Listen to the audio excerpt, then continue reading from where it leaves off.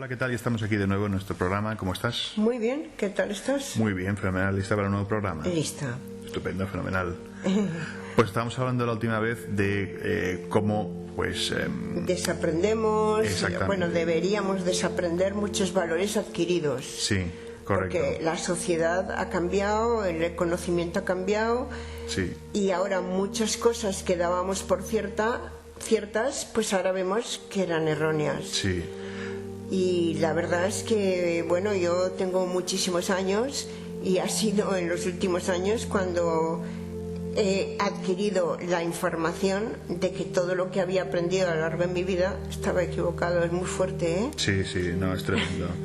Pues es tremendo porque que lo que nosotros aprendemos en el colegio por nuestros padres, que además lo hacen con toda la buena intención. Creyendo, es lo que les han enseñado a ellos. Claro, pero resulta que está quizás totalmente equivocado y va en contra de lo que ellos creen que va a ser lo mejor para sus hijos. Exacto. Como por ejemplo le dices a un niño, no sé, no hagas eso, pues que el cerebro no interpreta el no. Sí. Entonces estás diciendo haz eso o no seas tan malo. Entonces resulta que estás diciendo que es malo.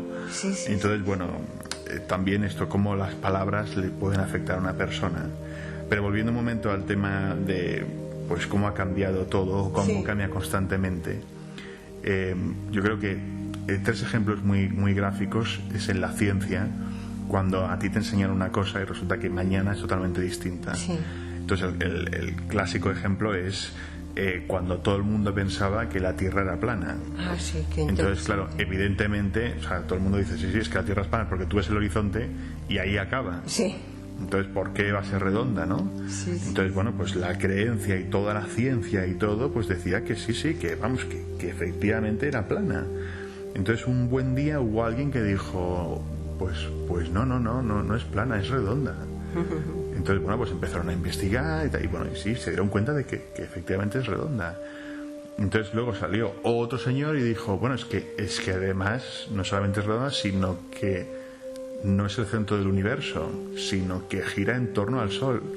Entonces, pero ¿cómo es posible? Si es imposible, no. ¿Pero qué dices? Sí. Entonces, dijeron, sí, efectivamente, es verdad. Entonces luego hubo otro señor que dijo, es que además tenemos gravedad. No, pero gravedad como si es imposible que pues sí, también hay gravedad. Y luego, pues, todo lo que es Einstein, la teoría de cuerdas, de la física. Entonces, claro, y lo que sabemos hoy en día luego cambiará, porque se está estudiando la teoría del todo, ¿no? Que todo del microcosmos es totalmente diferente al macrocosmos, pero que todo, de algún modo, lo que está abajo está arriba también. Entonces quieren unificar todo. Entonces, lo que está claro es que hoy en día lo que la ciencia nos dice que va a ser así o es, mañana va a ser totalmente distinto. Entonces todo lo que nos hacen aprender y sabemos resulta que luego cambia. Entonces, a nivel de las empresas, lo que tú sabes, pues resulta que luego está obsoleto. Nosotros teníamos que aprender, por ejemplo, cómo utilizar un fax. El fax ya no existe. Entonces, vale, tú tienes esas cualidades, pero es que hoy en día tienes que aprender cómo son las redes sociales, porque si tú no funcionas en redes sociales, no estás vivo como empresa. Claro. Entonces, es como un mundo nuevo en el que tenemos que estar constantemente pensando en cómo cambiar y adaptarnos. Entonces, esto era volviendo al tema inicial de por qué surge el comunismo. Sí. Sí, porque resulta que en el siglo XIX, cuando Karl Marx escribió el Manifiesto Comunista, resulta que a nivel social la gente, vivía de una manera realmente atroz. Claro, sí. No había ningún tipo de derecho laboral. Se trabajaba perfectamente. Los niños 7 días. Sí, los niños trabajaban en minas. Entonces es cuando surge la idea de empezar a tener derechos. Sí, luego por ejemplo la seguridad en el trabajo también es un concepto muy nuevo, la seguridad. No digamos las personas que trabajan con productos nocivos para la salud, todo esto les daba igual, no lo consideraban, ¿no? Sí, está claro.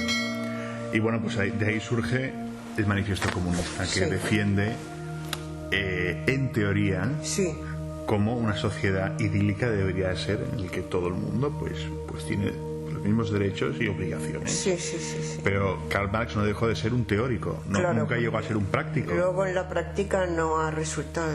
Bueno, los únicos intentos que han habido en serio fue pues en Camboya, por ejemplo, en Rusia, la Unión Soviética. Sí, los países del telón de acero. Sí. Y bueno, pues Corea del Norte, la República Popular de Corea y Cuba, ¿no? Quizás que son los más llamativos, por no mencionar Venezuela o, bueno, Bolivia. Pero bueno, que quizás de los primogénitos que sería la Unión Soviética. Entonces, bueno, quien ideó e intentar poner esta idea en práctica fue Lenin. Bueno, Vladimir Ilyich Lenin. Que bueno, que básicamente tomó no solamente estas fuentes de Karl Marx y Engels, sino que vio que como la gente vivía en Rusia, pues se acercaba mucho a esta manera de todavía desde el siglo XIX en el siglo XX, que luego había una familia real, un zar que abusaba del poder, que era el más rico del mundo, pero que luego los derechos de los ciudadanos, no había derechos, solamente los que estaban más cerca de la familia real eran los que podían permitirse una vida decente, mientras que la mayoría no vivía bien. Entonces, bueno, combinado con la Primera Guerra Mundial, mientras estalla la Primera Guerra Mundial, que Rusia entra en la guerra, una cosa que se les ocurre a los alemanes, que era Prusia, era ayudar a Lenin a que volviera a Rusia para que hiciera la revolución y así sacar a Rusia de la Primera Guerra Mundial. Entonces le permiten a Lenin pasar por Alemania, porque él estaba exiliado en Suiza, y a través de un convoy, de un tren, pues le dejan pasar para ir a Rusia, para volver a Rusia. Para volver. Entonces, bueno, lleva a cabo la revolución, saca a Rusia de la Primera Guerra Mundial. Lo que pasa es que esto fue en 1917 y luego en 1922 muere. Entonces, ya en los últimos 2 años tuvo varios infartos. Entonces, claro, ya no estaba plenamente capacitado para liderar la Unión Soviética, la revolución. Pero lo que sí fue interesante es que intentó llevar a cabo una serie de reformas, de poner en práctica la teoría que había puesto Karl Marx. Entonces, lo curioso de esto es que él se consideraba un comunista acérrimo, o sea, totalmente convencido. Sin embargo, se ve claramente y está reflejado que al intentar implementar cambios como por ejemplo que la distribución de la tierra, que bueno, pues que todo el mundo tuviera un trozo de tierra para poder trabajarla, y de lo que se trabajara pues se le diera al Estado, pero también que diera para vivir. Pues se dio cuenta de que esto no funcionaba. Entonces intentó volver atrás ciertas políticas, sobre todo en el tema agrario, pero claro, como ya era muy mayor, bueno, no tampoco que fuera muy mayor, pero que ya no estaba como en sus cabales, el propio partido le dijo, bueno, vamos a ponerle de lado y así que no molesten. Pero intentaron hacer un esfuerzo para que en la Unión Soviética estos trabajadores, el proletariado, el mal llamado proletariado, tuvieran unos derechos que antes no tenían. Entonces, sí, efectivamente, durante un tiempo pudieron disfrutar unos derechos que no tuvieron bajo la época zarista. Pero bueno, aún así, el periodo que vino después, que tendría que haber sido mucho más inspirador y productivo en los derechos humanos, en el desarrollo del ser humano, en la condición de que un trabajador pudiera vivir y disfrutar de su vida, luego fue totalmente diferente en la realidad. Entonces, bueno,